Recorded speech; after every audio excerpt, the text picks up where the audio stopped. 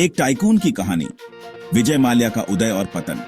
विजय माल्या कभी Indian business world के एक फ्लैम्बॉयंट फिगर, अपनी लैविश लाइफस्टाइल और कई सक्सेसफुल वेंचर्स के लिए जाने जाते थे। एक अमीर परिवार में जन्मे उन्हें कम उम्र में ही अपने पिता का शराब का बिजनेस मिला और उन्होंने इसे जल्दी ही एक ग्लोबल एम्पायर में बदल दिया।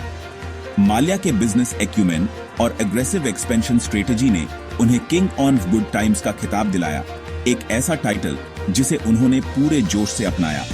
लिकर इंडस्ट्री के अलावा माल्या ने एविएशन, फार्मूला 1 रेसिंग और मीडिया जैसे कई सेक्टर्स में कदम रखा। उन्होंने स्ट्रगलिंग कंपनीज को एक्वायर किया और उन्हें प्रॉफिटेबल एंटरप्राइजेज में बदल दिया।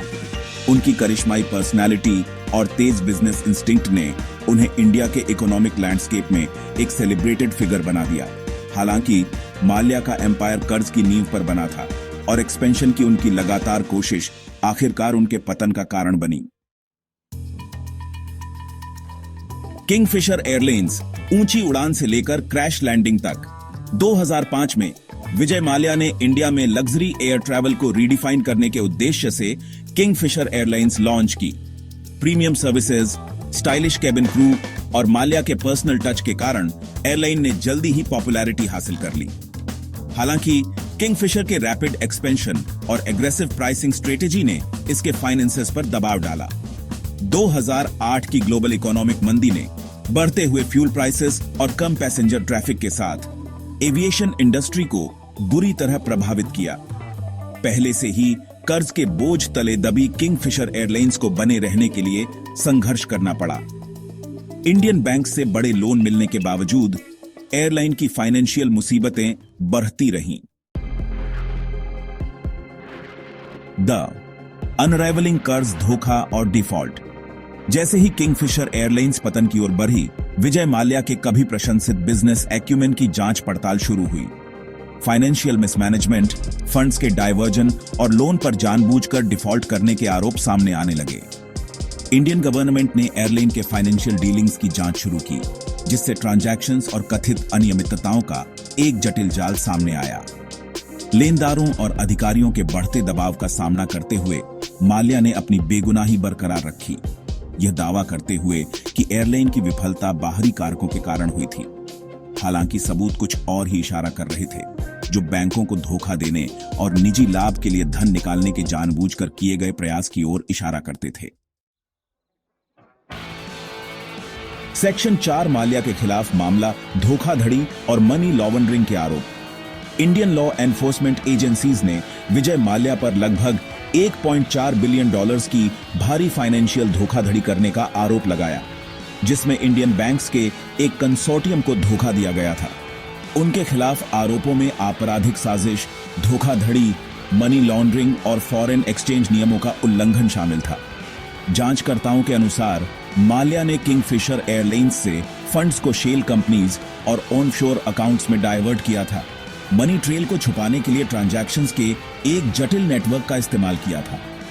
बैंकों से प्राप्त लोन, जो एयरलाइन के संचालन के लिए थे, कथित तौर पर निजी खर्चों के लिए इस्तेमाल किए गए थे, जिसमें लग्जरी एसेट्स की खरीद और उनकी असाधारण जीवन शैली को फंडिंग करना शामिल था। सेक्शन 5 न्याय से भागना। निर्वासन में माल्या का जियो ने मार्च 2016 में जैसे ही उनके आसपास कानूनी जाल कसा, विजय माल्या इंडिया से भाग गए और यूनाइटेड किंगडम में शरण ली। गंभीर आपराधिक आरोपों का सामना करते हुए उनका अचानक जाना, इंडिया में आक्रोश फैला गया और देश की शक्तिशाली व्यक्तियों को वित्तीय अपराधों के लिए जवाबदेह ठहराने की क्षमता पर सवाल उठाए। लंदन में अपने आलीशान घर से माल्या ने अपनी बेगुनाही बरकरार रखी खुद को राजनीतिक उत्पीड़न का शिकार होने का दावा किया। उन्होंने अपने खिलाफ लगे आरोपों का विरोध किया, यह तर्क देते हुए कि इंडियन गवर्नमेंट उन्हें बैंकिंग सेक्टर की सिस्टेमिक विफलताओं का बलि का बकरा बना रही है। सेक्शन 6 कानून की लंबी पहुंच, प्रत्यर्पण की लड़ाई और कानूनी कार्यवाही। इंडियन गवर्नमेंट ने विजय माल्या के खिलाफ प्रत्यर्पण की कार्यवाही शुरू की, ताकि उन्हें अपने खिलाफ लगे आरोपों का सामना करने के लिए इंडिया वापस लाया जा सके। ब्रिटिश अदालतों में लड़ी गई प्रत्यर्पण की लड़ाई एक लंबी कानूनी गाथा बन गई, जो कई वर्षों तक चली और इसमें जटिल कानूनी तर्क शामिल थे। माल्या की लीगल टीम ने मानवाधिकारों की चिंताओं और इंडियन न्यायिक प्रणाली की निष्पक्षता सहित विभिन्न आधारों पर प्रत्यर्पण के अनुरोध को चुनौती दी। हालांकि इंडियन गवर्नमेंट ने एक मजबूत मामला पेश किया, माल्या के कथित अपराधों का सबूत दिया और ब्रिटिश अदालतों को निष्पक्ष सुनवाई का आश्वासन दिया। सेक्शन 7, अधिकता की कीमत, माल्या की घटती दौलत और सीखे गए सबक। जब विजय माल्या प्रत्यर्पण से लड़ रहे थे, उनकी कभी विशाल संपत्ति घटती गई। इंडियन अधिकारियों ने उनसे जुड़ी संपत्तियों को जब्त कर लिया, जिसमें प्रॉपर्टीज, लग्जरी गाड़ियां और विभिन्न कंपनियों के शेयर शामिल थे। कभी अपव्यय का पर्याय बन चुके इस तड़क भड़क वाले टाइकून को वित्तीय तंगी का सामना करना पड़ा, क्योंकि उसकी कानूनी लड़ाई ने उसके संसाधनों को खत्म कर दिया।